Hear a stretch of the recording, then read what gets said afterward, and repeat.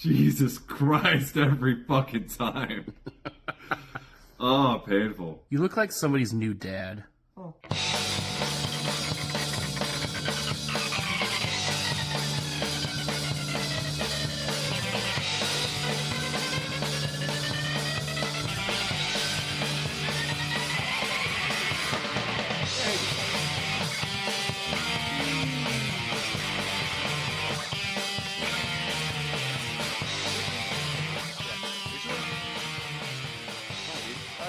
I don't believe you, and I shan't believe you. Do the other thing. The thing where I shan't believe you? Yeah, and then do that. But not believe you? Sure. All right, well, Yes. be funny. I started recording. Oh. Rip, rappity rip. I'm a funny guy. All right, everyone, hello, and welcome to the Have You Met Humans podcast, a podcast where we talk all about human history, the people, the events, and the things that we as humans do, have done, or are doing. Our PET podcast, a pet project, if you will. Boo. I am Christopher Banfentress, and my co-host today is Skylar Daniel Raincliffe. Don't ever give my middle name away, you son of a bitch. Too late. It's too late. I'll do it again. Now, sir, what do you know about the fall of Constantinople? Well, I've learned a little bit. We'll see what I remember. Well, you know the Romans, right? Sure. Have you thought about them today? Yeah. Okay, what about the Ottomans, the Turks? Just familiar with their furniture. All right, well, the crescent moon and the star, right? Uh-huh. Fun. Well, that is from this city. Crescent moon, that's from this city. Cultural appropriation at its core. You are canceled, Ottomans. You're doing physical things. Oh, thank you. Yeah. That doesn't work on a podcast. Oh, yeah, it does. So during this podcast, I'm going to use Romans for the West and Byzantine for the East. The Byzantines consider themselves Roman, but academics don't give a shit about it. It's because this city was originally called Byzantium, later named Nova Roma, but the people of the region just kept calling it the city of Constantine, so they just relented and changed the goddamn name to Constantinopolis, which then became Constantinople. I'm familiar with the song. Oh, yeah. Wait, how's that go? Blup, blup, blup, blup, blup, blup, blup, blup, I'm gonna mute. it was originally done by the Four Lads, not They Might Be Giants. Like They Might Be Giants is the better version. We all know that. We're very well aware of this. They might be dumb. Okay, but that's how we're going to differentiate between the two separate periods of time. So if I say Roman, I'm talking about the western part. And if I say Byzantine, I'm talking about the eastern part. Woo! Tupac Biggie. You are too big to fail. What the fuck does that mean? You just fat joked me? You just fat shamed me on this podcast? Try to do two and big, and then it came too big, Tupac and Biggie. Too big. All right, I am canceled. The fall of Constantinople. This is Europe's 9/11 of the time. Their JFK assassination. They had planes back then? Yeah, I mean, according to Trump, even during the Revolutionary War, if only we would have had more airports, they would have won sooner. You dumb. You dumb. More books were written in the centuries that followed the fall of Constantinople and the threat of the Ottomans than was the discovery of the New World by a 2-to-1 margin. It's insane to me to think that. The fall of this city would lead directly to the world post-1443. The East versus West paradigm is as old as time, and many people have been caught up in this struggle. From day one, the struggle has been framed as a Christianity versus Islam conflict, when in reality, it has been anything but, and many innocent individuals have given their lives toward the power grabs of those who mean to control and manipulate and get rich. Checks out. Right. Shout out to my fellow vets who know what I'm talking about, right? Woo! Yeah. Trash. Yeah, we get it. You're a vet. Yeah, we'll do it again. I won't. Oh, I mean, wait. I think we have that official. I'm reading. Let's go. He's re-signing up. All right. Okay. This fall of this city was to set the stage for our present through one unforeseeable consequence. Colonialism. You've heard about colonialism, right? Yes. Yeah. I think our fucking country smashed it. We crushed it, and we fucking won. Is what happened. I think we crushed it, and then we did it. Like, we were like, hey, fuck colonialism. And also, that was a good idea. I'm going to try that in Philippines and other places all over the country. Checks out. Our world.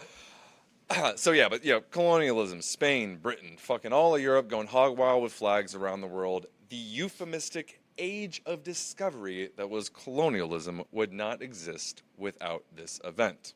Age of discovery means something different to me. It's talking about, like, becoming a teenager, becoming an adult. No, like puberty. That's what. No, you said becoming a teenager to an adult. Yeah. Oh, Small child. very true. Young adult. All right. You got me there. So, looking at the world at the time. No one could imagine the reality of the future, as terrifying and as deadly as it would turn out to be. See, Europe was a backwater of civilization at the time, struggling to survive in the shadow of the collapse of the old Roman world, filled with warring from within and invasions from without a way to defend themselves from either the invasions of multiple armies or numerous plagues. Rocked by the Black Death, pestilence, and general dark fucking ages. So hot right now.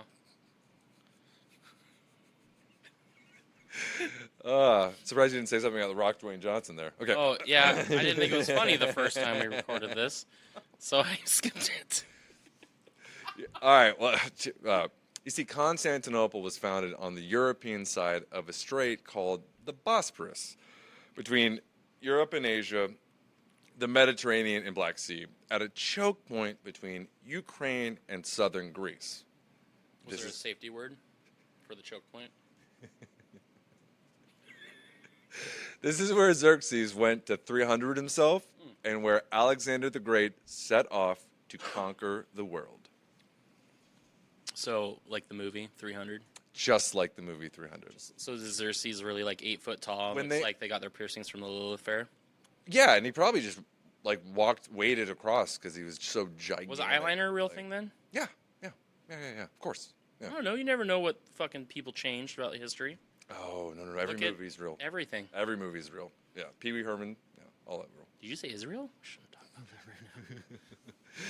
So, I guess that it's called the Bosporus because there is so much water going through it, making it the boss of all porous references in the classical world. I dislike this highly.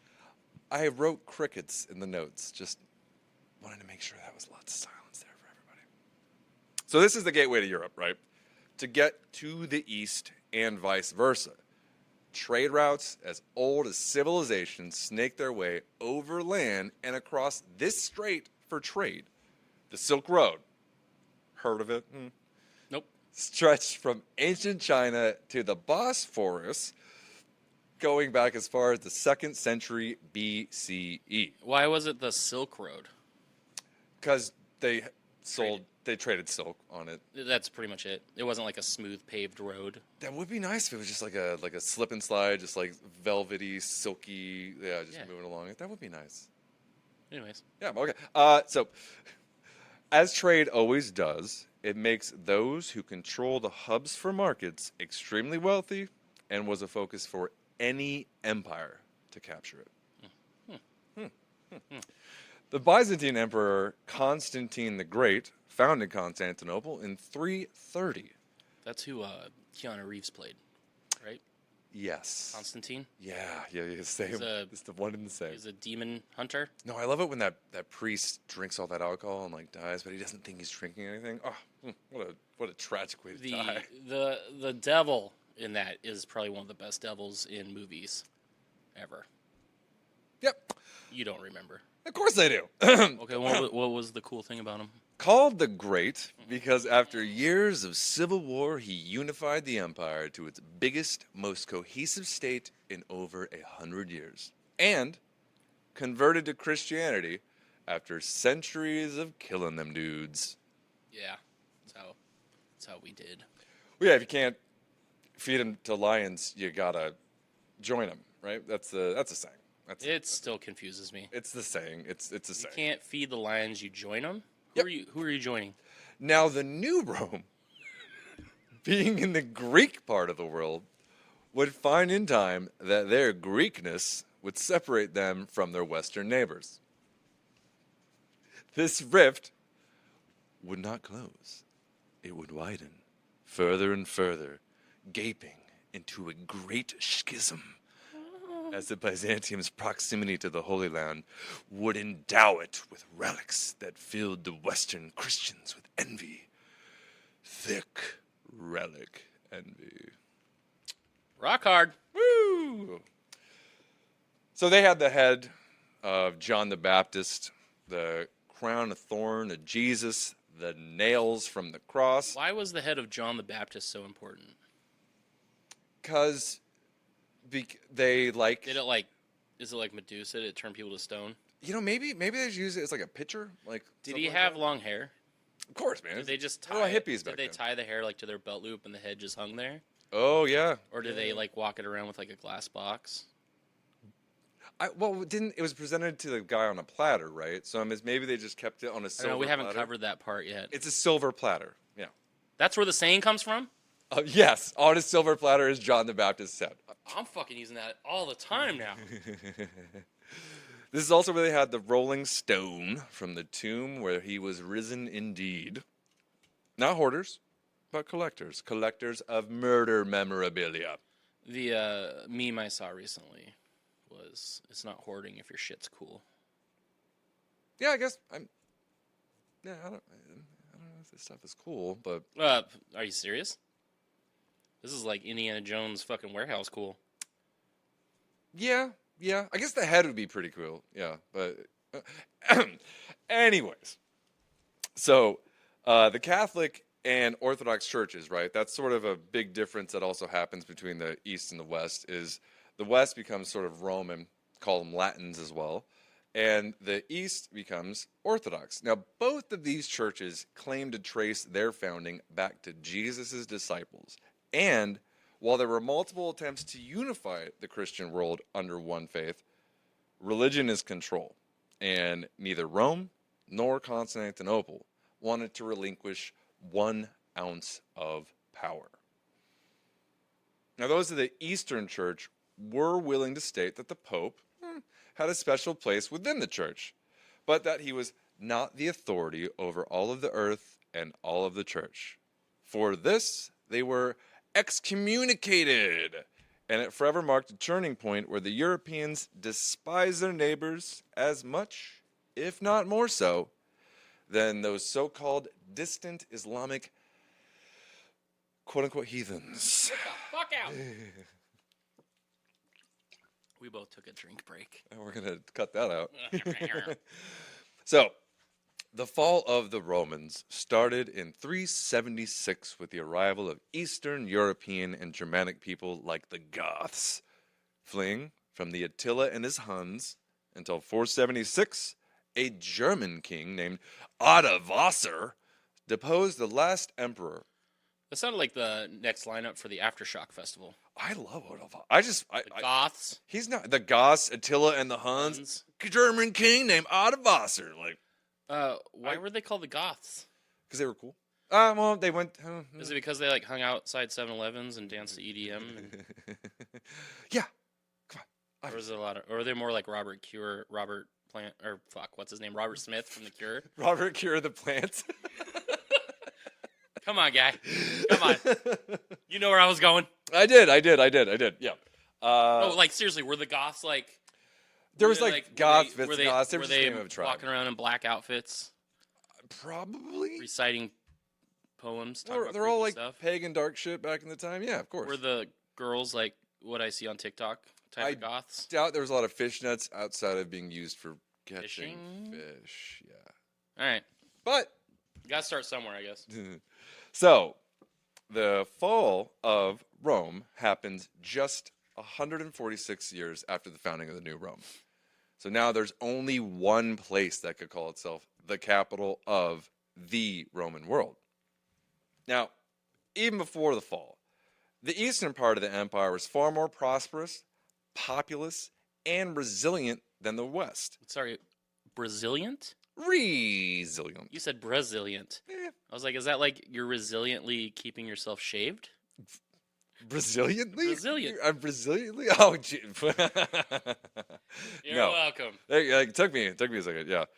All right, so yes, the eastern part was more prosperous, populous, and resilient than the west.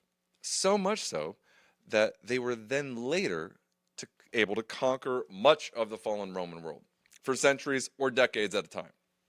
This had a terrible effect on the relationship with those people that were conquering the West already, who wanted to transform and reform Rome in their image. Long distance relationships never work out. No, it's just, I mean, you got to communicate. You would gotta know. talk. I would know they don't work out. That is a good point, yeah. So, Personal. yeah.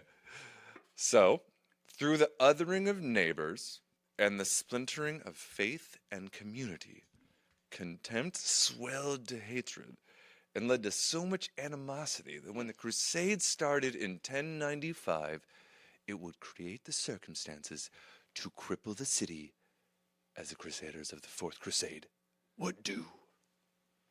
Fuck yeah.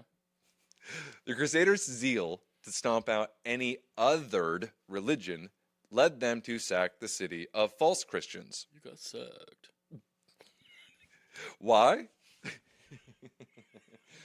Now, why did they do this? Okay. So, Money, well, power, silk, yeah. concrete, Yes. Well, no, not that one. rocks. Actually, the Roman concrete Sticks.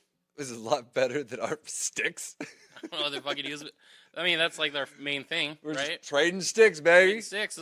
There we go. I got a big stick. Here, I small got two stick. sticks. I got a stick for I got everything, a stick that man. splits into two. We call it split stick. I'm sticking to you. I got a stick we call it stick dick.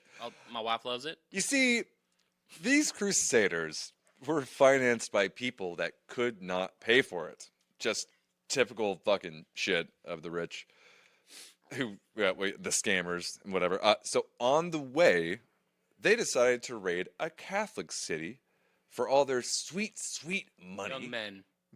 Sorry, what? Money. Oh, all right, sorry. I mean, I'm sure there was a part of that too. That's pretty fucking tragic. Just about to be.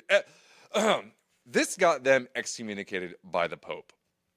Now, as fellow excommunicated people, the at the time deposed Byzantine emperor's family reached out to them to pressure them into going after the city and reinstating the emperor for a hefty reward. How do you think this worked out? Fucking probably great. It's easy. Yeah, perfect. It's perfect. Yeah. But the people of Constantinople wouldn't support that ruler. Dicks. Riots broke out everywhere, and the emperor, shockingly, wasn't able to pay the crusaders. Is that why he needed new clothes? Jeezel, Louisel. Wow. Yes. Low hanging fruit. I know. So the crusaders, after not being paid, decided, fuck it, and conquered the city outright. Now, they weren't interested in fully taking the city at first and put a guy named Alexios IV on the throne. But after he failed to pacify the people of the city, he was imprisoned and strangled to death under the orders of Alexios V. Alexios IV had murdered Alexio V, who was then deposed by the Crusaders himself. I think you and I both know that anybody named Alexio can't be fucking killed. God, no. No. I mean, unless by another Alexio. And this bit is only funny to a select few. We're two, so a couple. I said a few. Yeah, that's true. Also, you said Alexio V. Yeah. Is that a son, or is Alexio a title? Alexios was her name. They were not related. I think that there wasn't a direct relation. They were like Married in? like distant cousins and shit like that. It was like they were a part of the same family, but Alexios was probably like the John of the time. So okay. Everyone's Alexios for some reason. So then, for no good fucking reason, they created the Latin Empire, meaning Roman, Catholic. And of course, crowning a Dutchman, because that's what all Latins do, crown a Dutchman as king in the middle of Greece, because obviously, fuck the Greeks. I don't know. The Greeks have brought us a lot of cool things. Hey, this is them. John Stamos. Jennifer Aniston? That wedding movie.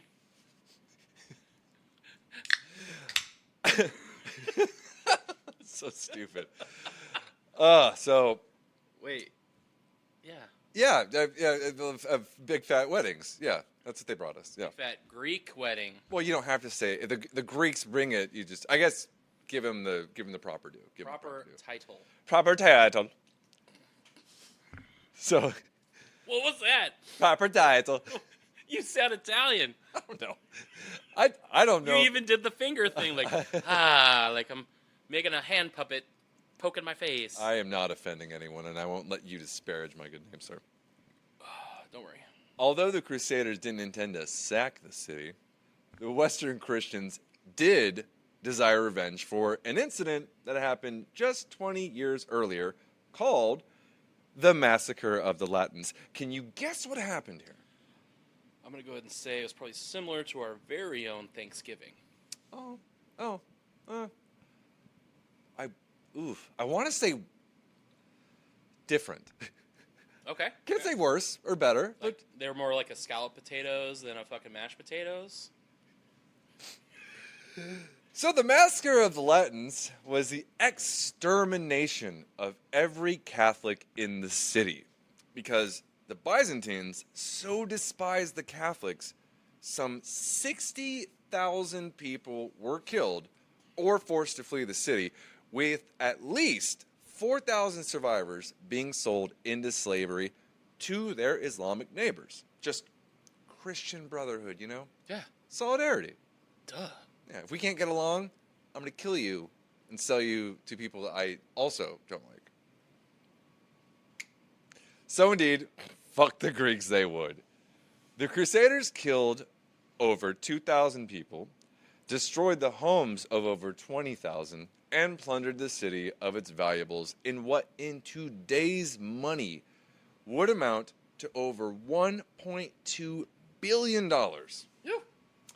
So Venice, who was a part of this, built its opulence off of this, including treasure that adorns their city to this day. It's the fucking British Empire of the past. Just really having Egyptian things being like, what do you mean? We just found this in the middle of the nowhere. Guys, we discovered it. We own it now. Yeah, we found it. I mean, it's ours. We're fucking it right now. Ownership is part of the law. Yeah. So. Squatters' rights. So, Byzantine forces would not take the city back for 57 years, but by then it would be a mere shell of itself. This is basically the relations between Byzantium and Europe at this point. The West was interested in stealing the wealth of the city, as familiarity nurtured this contempt and hatred. The empire had been weakened, and this weakness would continue to be exploited until it ceased to exist, which is where the Ottoman Turks come in. The Ottoman Turks were a nomadic people that had swept over the Eurasian steppes like the Huns of Attila and Mongols of Genghis Khan. Horse people. Rude. Yeehaw, motherfuckers. It's rude. Well, they were horse people. Well, what do you mean, like? They rode horses. Oh, like Dothrakis? Yeah, like the Huns and the Mongols and. Who? Everybody on fucking horses? What makes that so special? Well, not back then. These are trained horsemen, archer horsemen. Like, the horse is part of their culture. Of course. They were like the FFA. Yeah. The horse, of course. Yeah. I knew you were going there. So these people, the Ottomans, the Turks, found themselves in a foreign land, surrounded by foreign people with foreign religions. Yet from humble beginnings, and through the adoption of the Arab religion of Islam, they would usurp their Muslim brethren along their path to glory, and come to dominate the cultural legacies of Islam, propagated by the taking of Constantinople. And they need to stop wearing Constantinople's culture as a costume. I am kidding. What? What? What are you talking about? What are you talking about? Wait, what's a minaret? Minaret. Minaret. What's a minaret? It's the towers that they have, like four corners around a mosque, especially the Hagia Sophia. Gotcha. I thought you said marionette originally. Yeah. And I'm like, puppets? Yeah, the marionettes that everybody sees around all the mosques that roll over. Don't you know what I'm talking about? Yeah, you see them in every medieval movie. Yeah. Yeah. Oh, yeah. Usually making fun of the king. So. This is dumb. Yeah, it is. Yeah, it is. So the Arab Muslims began appearing on the frontiers of the Byzantium Empire in the 630s. They took Syria, Damascus, Jerusalem, Egypt, Armenia, Persia, and on and on and on. By 669, nice, they had their eyes on Constantinople, and for 5 years they besieged the city, hurling whatever they could at the city, but to no avail. What did they hurl at the city? Rocks. Sticks. Rocks and sticks. Silk. There was no, they're throwing silk at us. Look out. There was a point in time where there were bodies infected with the plague thrown, but not here, but around this time. Yeah. But I mean, like, they didn't do it because they're, what? Why not? Anyways. Second round, baby. There was a point when it got close to being a breach in the city.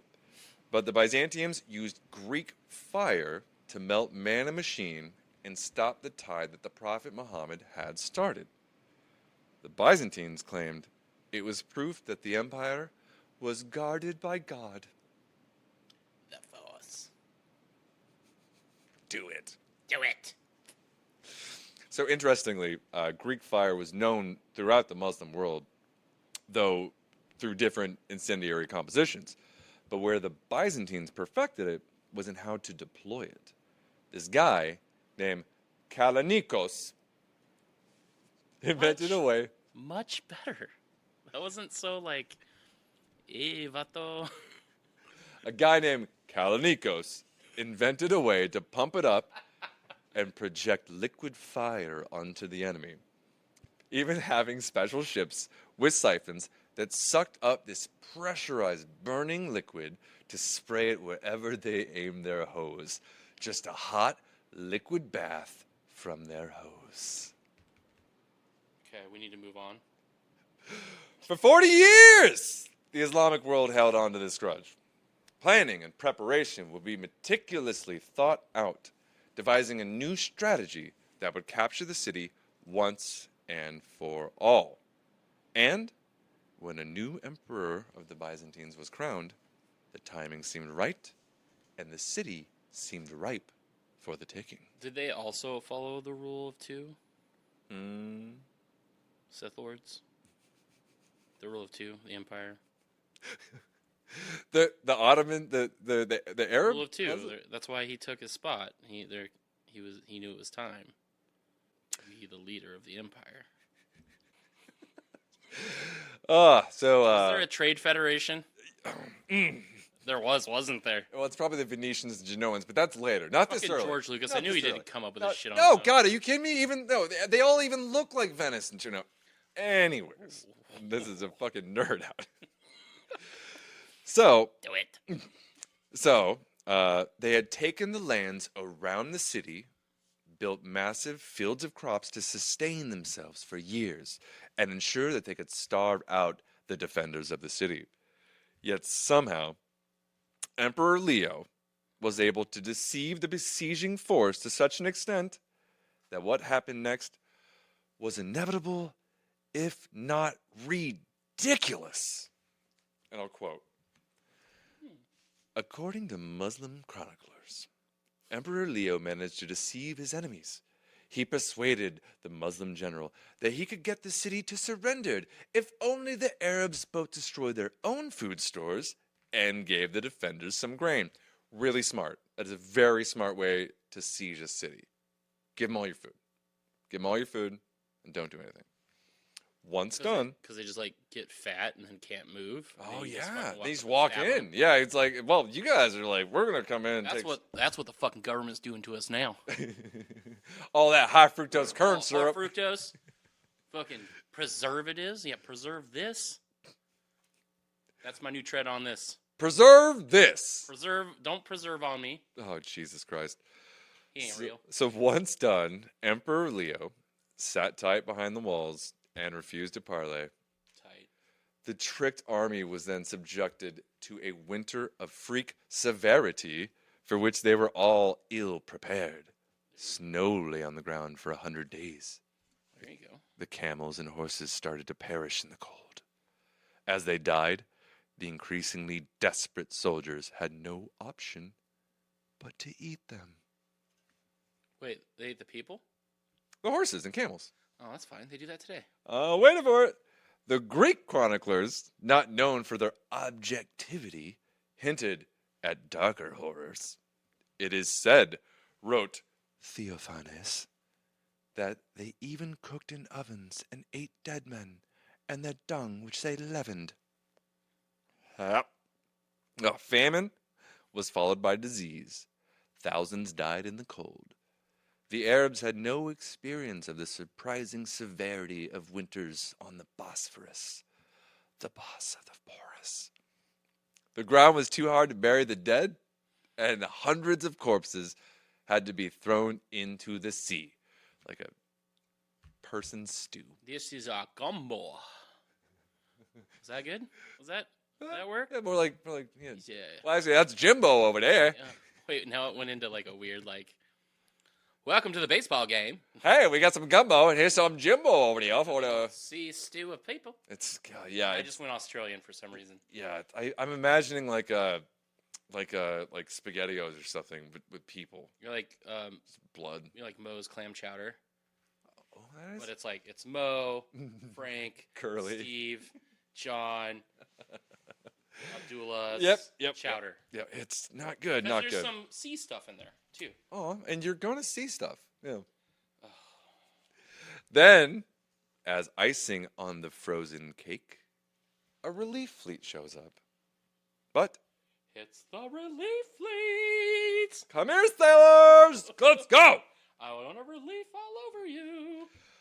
But they stay out of sight because of the real fear of Greek fire. But they carry Egyptian Christians with them, who defect and tell the Byzantines where the fleet is. Is Egyptian Christian some kind of like Uruk-hai of Lord of the Rings? They're like a special kind of Christian. They're like a little bigger, a little meaner. It's kind of like second-class citizens of Egypt. Oh, they sound way more. Yeah, badass. no, yeah, they're more like the Christian butlers to the white ones. well, they're all sailors, just like I was. So they're all just little like Bitches. derpy bitches who don't know shit, don't know how to do anything. So, they defect, right? They defect and tell the Byzantines where the fleet is, which is then attacked using John Stamos' hair gel. Greek fire. That is Oh, correct. Greek Well, fire. it's his eyes are Greek fire. That's really what it is. Yeah. My eyes are up here. So then a relief army is dispatched and destroyed on its way from Syria. Well, so who got them on their way? Huh? You said they were destroyed on their way to Syria. Yeah. So who fucked them up on their way there? Yeah. All right. Yeah. Yeah. I guess somebody's got a little more research to do. Nah. No, we're good. We're good. I remember I read about it, but they were destroyed. Like, All right. I Maybe think- it was them yeah. It was, Egyptian Christians. yeah. Maybe it was the Uruk-hai and the sailors. It was Uruk-hai. Yeah, the Egyptian sailors. The emperor then convinces the pagan Bulgars to the north. What? Bulgars. Okay. Where Bulgaria is today. Oh. You know your geography. Yep. To the north to attack the Arabs outside of the city, killing 22,000 of them. So they lift the siege and try to head home. Try being the very operative word here. avoiding their remaining ships where disaster strikes again and again. As some ships on their way home are destroyed by a massive storm, others are caught above an underwater volcanic eruption that brought the seawater to a boil, and the pitch of their keels dissolved as their ships sank in the deep, crews and all. Soup's on, boys. Frogs in a boiling pot. Yeah. Ouch. Yeah, just a lot of melted flesh. Just a lot of dripping. That's not the drip you're after, though. No, you want to like look good. This is not a good look. This is like the fucking melty zombie and I mean, if you're Night of the Living Dead. yeah, no, the Return of the Living Dead. Or Return of the Living Dead. Yeah, the one that's all dripping. Yeah, Yeah. definitely covered in goo, and like it's got the green too. and It's the like fucking salt in the water. oh, it's just it's disgusting. Oh God, I didn't even think about that. Yeah. How painful. I mean, burning alive is painful enough, but then you add Add salt salt to to it. the wound. Oh, ouch. Yeah. Fucking God's a dick. Now, if Constantinople falls back then, in 717, Europe is open to invasion, which completely rewrites history. This, along with a large Muslim army being defeated 150 miles from Paris at the Battle of Tours, just a tons of shitty bands and sound engineers clanging and banging it out. Oh, Yeah, obviously. sound engineers, huh? Would mark the peak of initial Islamic expansion. The age of jihad was over as they entered the age of truce. Truce. We're all good, guys. No more jihad No, we're good. Yeah, it's fine.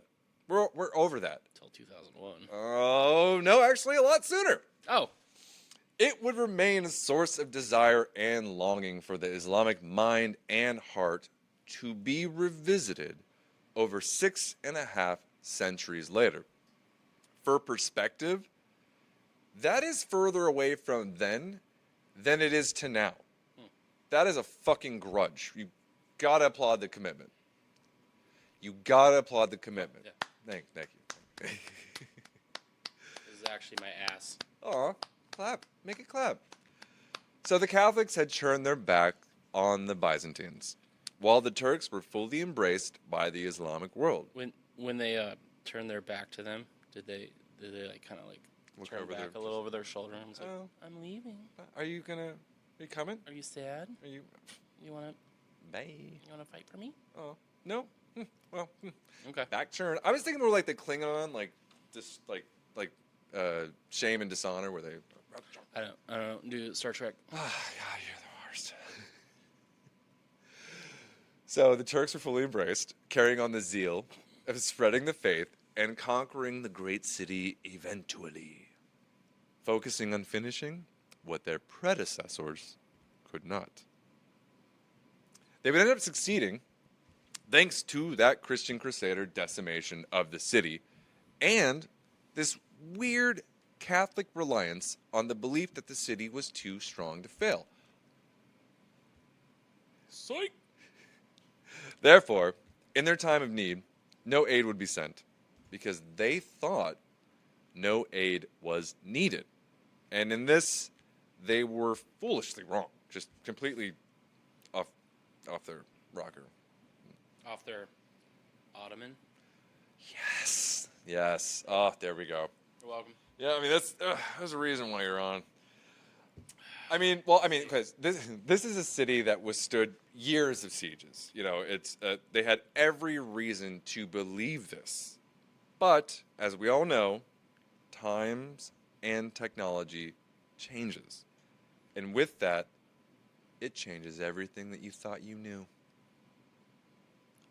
I don't like the way you said that. The main reason for this belief were the great walls of the city.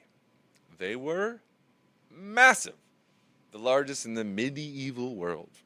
Surrounded by water on 3 sides and a huge plain to the west, these walls encompass the entirety of the city. To the south and east, right? I'm going to get into the weeds a little bit here, very Was descriptive. there weeds there? I assume so. Oh, look. So, in my brain, I just see desert. Maybe plains, yeah. So like grassy plains. Anatolian plain, yeah. Like the plains of Naboo. Like the plains of Greece. Oh, God. Yeah, jeez. Okay, yes. So, to the south and east of the city was a 50-foot tall wall containing 188 towers and the rushing waters of the Bosporus, the boss of the Porous, Strait. They made any approaching ship smash against the shoreline, just nowhere to attack at all there.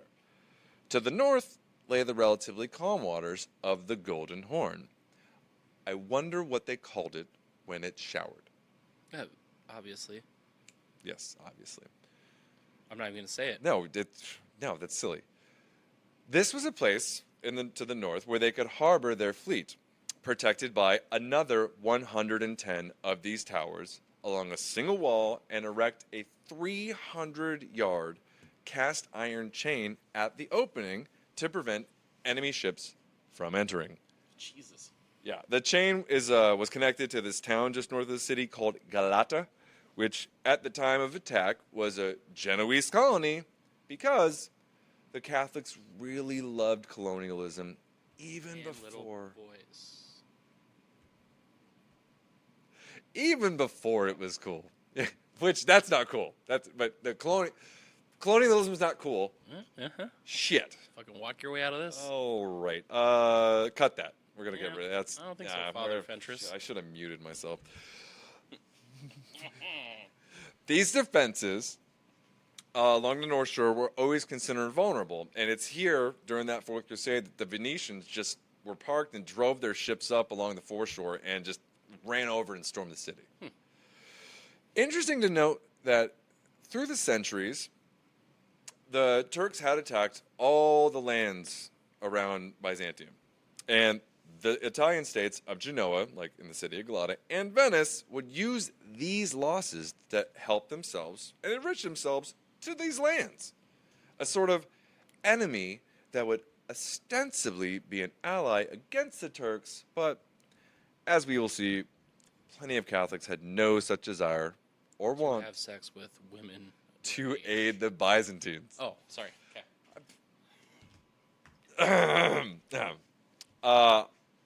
I don't even know how to get away from that. Like, we love the Catholic Church. I don't know how to say that. Like, what? Like, no, we don't. But come on, man. Religion's fine. Every religion's fine. No, everybody's fine. Everybody's fine. You can't go down there. We can't talk about that. I can go to hell. Oh wait, different place. Okay. Cutting that. So, speaking of the wall, the land side of the city had a 4-mile stretch of walls called the Walls of Theodosius. Constructed and added to over the centuries, it was so formidable that it dissuaded the scourge of God himself, Attila the Hun, from attacking in 447. So, crazy story about that. An earthquake destroyed the walls with Attila nearby. And the citizens so freaked out and so responded that over 16,000 of them restored the wall and added an outer wall, more towers, a protected breastwork, and a brick-lined moat in just 2 months. They didn't take that as God is not happy with your fucking wall, and I'm gonna let the Huns in. It is kind of crazy. Not to get into it, but there were so many. They were so insane about signs, anything. Oh, this is a sign. I mean, the whole thing about that happened before in 717. It's like, well, we're protected by God. Then this happens. Like, oh, are we? Are we? Well, it's the Huns and all those horses hitting the ground. Oh, they're horse people. Yeah. Once again, who the fuck isn't a horse person back? Hoof the fuck is it? Hoof the fuck. Hoof the fuck. Unintentional pun. But yes, so this wall, had 192 towers and a defensive system 200 yards wide, 100 yards tall from the bottom of the moat to the top of the tower. Again, big fucking walls. The largest fortification in the world. Nothing had been invented or devised of yet could take down these walls. Well, there was one wall better. The walls of Jericho. Oh, no, that was brought down just by a couple horns and circling around it. No. There's been many a man to tap out of the walls of Jericho. You nerd! It's not a wrestling podcast. In WCW, WWE, And AEW. thank you for being current. Ugh. A little bit in Mexico, AAA, CMLL. Well, these walls, nothing had been invented or devised yet that could take down these walls. Mr. Gorbachev, I can't take down these walls. But this was in the age before gunpowder. And in the age before gunpowder, it was impregnable. But we are now entering the age of gunpowder. And that's where we will pick up on part 2 of the fall of Constantinople next week. Our main source today is Roger Crowley's book, 1453, The Holy War from Constantinople and the Clash of Islam and the West, which we will put in the footnotes along with all of our other sources. Scar, do you have anything to say before we go? No, I'm just so happy that this recording equipment has worked so far. And if we play this back and it doesn't work, I'm going to lose my fucking mind. Yeah, me too. All right. Thank you, everybody, for listening. Make sure you go to Have You Met Humans at all the socials. You can email us at hymhumans@gmail.com about anything you got questions about, any Oh, yeah, it checks out. yeah. Yeah. You see? Yeah, see, email us if you want, and we may respond. But yeah, have a good evening, everyone. We'll talk to you later. Nope. Have a good day, everyone. Have a good one. Have a good. They could be listening to this at 3 in the fucking morning. Hey, everyone. Have a good. Have the fucking day you deserve. Have a good that you deserve. Be good. You're fine. Yeah, hey, be fine.